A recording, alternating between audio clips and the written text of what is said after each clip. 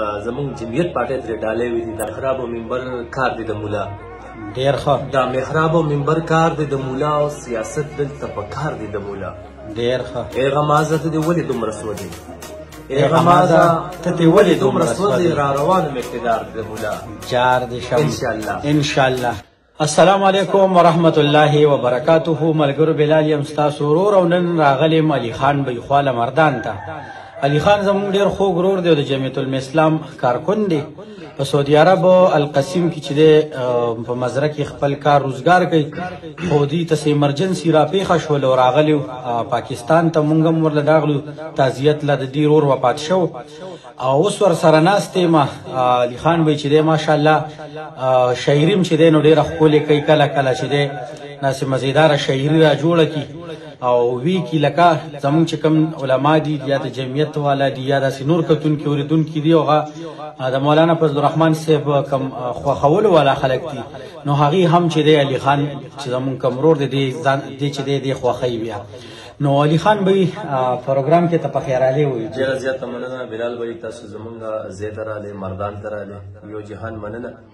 او زه واقعي د علما کرام د زړه نه خوښوم.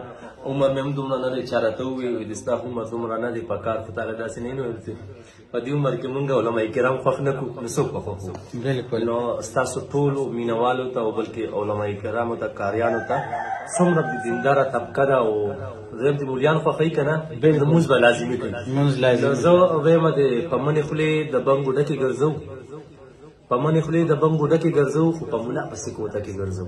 ډېر ښه. او بلاله یو نظم به درته ویم. نظم به ووایو خو لاول دا نظم نه مخکې مولانا فضل الرحمن صاحب چې دی یو ځل بیا زموږ د جمعیت الاسلام امیر منتخب شوی دی هغه ته مبارکباد پیش کوو د دې ویډیو په وساطت. هغې له به بېله ویډیو هم کوو خو مولانا فضل الرحمن صاحب دپاره چې کوم نظم ته ویل غواړي نو بلکل چې دی زمونږ په مولانا صاحب خو زمونږ د سر ګل دی او زمونږ د سر تاج دی. مونږ خو د هغوی د خپلو خورې هم نه یو خو زه به دومره ووایم مولانا صاحب ته او بلکې ټولو پاتو زمونږ جمعیت پارټۍ ترې ډالۍ وې دي. دا محراب او منبر کار دی د مولا. ډېر ښه. دا محراب او منبر کار دی د مولا او سیاست دلته په کار دی د مولا. ډېر ښه. ای غمازه ته دې ولې دومره سوځې؟ ای غمازه ته دې ولې دومره سوځې؟ را روان م اقتدار دی د مولا. جار دې شم انشاءالله انشاءالله. ای غمازه ته دې ولې دومره سوځې؟ را روان م اقتدار دی د مولا. او پیدا شوی ته د مور حلالي. ډېر ښه.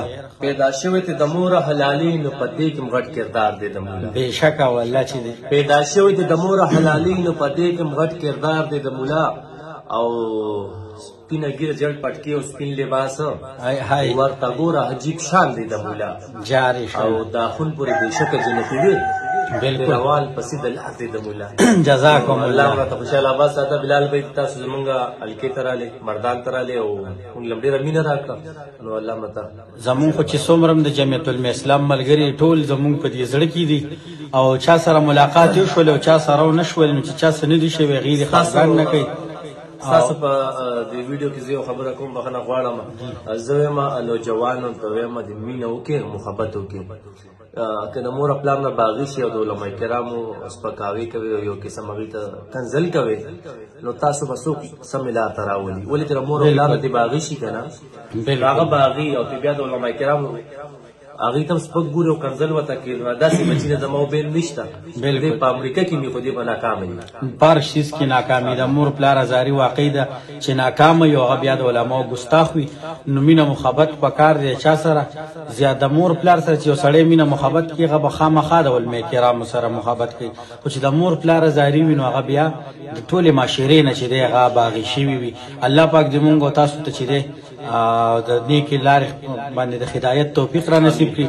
او زه چې دی بس دا ټیم کې به اجازت واخلو د کتونکو نه. د الله په امان.